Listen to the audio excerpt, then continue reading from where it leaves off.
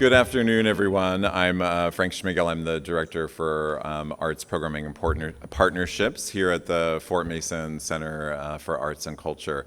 Thanks for joining us for what's bound to be a very deep dive into the work of Bonnie Ora Sherk for this symposium, a kind of afternoon-long symposium.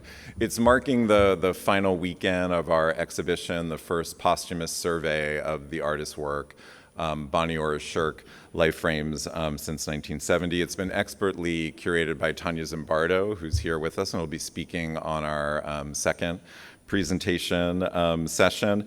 And later this afternoon, we'll also officially, with some toasts and smiles, launch a catalog for the exhibition, which we're really happy with, really wonderfully put together with the amazing work of Mary Jane Kubo, who has just, it's wonderful to have a colleague who has such a deep knowledge of publishing and design and how all this stuff works. So this is a show that, we've been thinking about for a long time. I kind of, oddly enough, the occasion for the show happened in this building, which is kind of a sweet memory. We had an exhibition here when I first came to Fort Mason in 2018, and we were partnering with the San Francisco Art Institute, whose grad campus was here. And we did a show in the front of this building of the artist Maya Stovall, who at the time was showcasing these kind of dance interventions in front of bodegas in her hometown of Detroit. And not surprisingly, Bonnie was kind of at that opening. Here's an artist who was so interested in urban infrastructures and of different artistic ways of kind of bringing people together. And she introduced herself at that opening. I think maybe our Fort Mason's very first long-term director, Mark Caskey, may have actually kind of forced the introduction. But we kept doing one of those bad art world, let's get lunch things, and then we never got lunch. So we kept running into each other at a bunch of openings. I ultimately pitched, I was like, I know with Karen Moss, who's also here today and will be speaking about this project, Portable Parks 4, that she did with Bonnie in 2012. I know she had kind of revisited earlier work. So I was like, we've got 13 acres of asphalt here, maybe you want to do something with it. And she's like, I do, but not that. And so I kind of stepped back and realized, she was not going to just kind of cover one body of work, over and over again. So, I do, in many ways, regret that I never had the depth of the conversation to figure out what she wanted to do in the parking lot. Bonnie passed on August 8th of 2021, unexpectedly for me. And at that moment, I'm just going to fast forward quickly, and then I'm going to come back.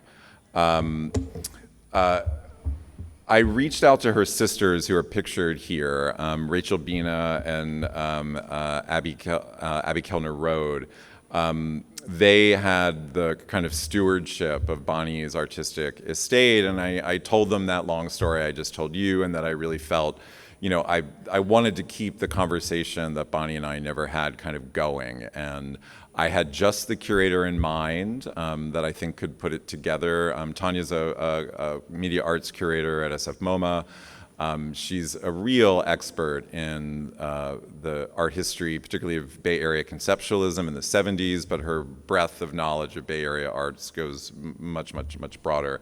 I knew I could probably get her interested, and I made a little PowerPoint to demonstrate to the sisters that we could actually pull this off, which, as we eventually went into Bonnie's archive, I discovered Bonnie wrote a lot of letters, not unlike the PowerPoint I had made for the sisters, trying to convince all manner of people to do all sorts of wildly weird public things, and often got a very big yes. And I was pleased that the sisters trusted Fort Mason to kind of steward and begin to kind of push out Bonnie's artistic legacy. And I was really happy when Tanya said yes to come on board. So we're in the final 2 days of the exhibition. The show's open throughout. You can kind of zip in and out. We have it open later tonight till 7, and then it's here tomorrow from 11 to 5.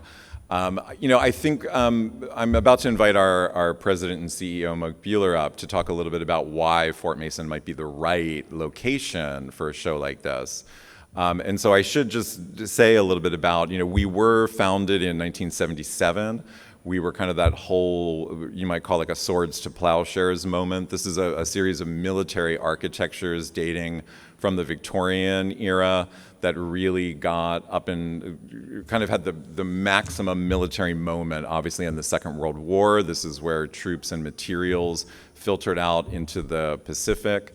If you have some time today, I'd encourage you to step out of this pier and look up. And you can see these artist flags by Colleen Smith that are kind of a riff on our military history on this pier and on Pier 3. There's kind of an interpretive touchdown center in the lobby of Building B across from Greens. But Colleen was really interested in the fact that this was a supply place. It was a quartermaster headquarters. And she was really interested in the really strong presence of African American history in that military history of support troops. So a lot of the flags are kind of meditating on that moment.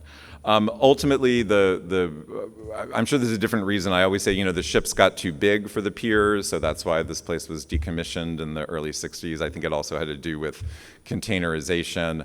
The area was dumped in the lap of the National Park Service, and then luckily a civilian group got together in 1977 and was able to kind of reimagine this place as a home for other arts organizations.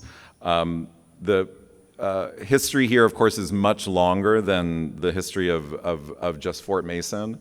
So I want to be sure that we do acknowledge that we're on the unceded ancestral homeland of the Ramaytush Ohlone, who are the original inhabitants of the whole San Francisco region. As the indigenous stewards of this land and in accordance with their traditions, the Ramaytush Ohlone have never ceded, lost, nor forgotten their responsibilities as the caretakers of this place, as well as for all people who reside in their traditional territory. And as guests, we recognize that we benefit from living on their traditional homeland. We wish to pay our respects by acknowledging the ancestors, elders, and relatives of the Ramaytush Ohlone community, and by affirming their sovereign rights as First Peoples. As a nonprofit organization dedicated to connecting people with arts and culture in San Francisco, we're committed to providing a gathering place and a home for the contemporary American Indian community. And one of the great things about Fort Mason is we do provide a campus for other arts and culture nonprofits, and of course the occasional restaurant and art supply store. And we're really lucky that the American Indian Cultural District has their headquarters here in Building D. They have a lobby installation on view right now that tracks some really great moments of indigenous arts and culture that happened since this was taken over by civilians in 1977. So I'd encourage you to pop in there to see work in current American Indian communities. They'll also be doing a mural project that we're partnering with them on in the lobby of Building D later this spring. Finally, I obviously want to plug some other arts things on campus. Cheryl Haynes' gallery is open this weekend. I would encourage you to pop over there in Building C. And a friend of mine, an old friend from here and from New York, Rael Myrick Hodges, has directed Ashley Smiley's brand new first play for the Magic Theater called Dirty White Teslas Make Me Sad. And it's getting a lot of amazing reviews. It's got a wonderful set, a remarkable cast. It just opened last weekend. So, check out the Magic Theater. They're one of our original nonprofit residents. So with that, I also just want to shout out some friends from a living library who are here. Bonnie, in the second half of her career, founded a nonprofit organization that went about remarkable greening projects, particularly for school spaces and communities. We have China Bushell, who is the executive director of a living library, came in from New York. She'll be speaking about the organization. And the exhibition, in a lot of ways, wouldn't have happened without the chair of the board behind a living library, the president of Life Frames, Robert Kronquist, who is here and will be speaking later in the day. So, Bonnie was someone whose work really, I always think, functioned like a campfire. It brought people together. and it continues to do that, and it brought a whole bunch of us together, and I hope today the exhibition and all of the reflections and remarks today will inspire us to kind of keep making those come together moments happen.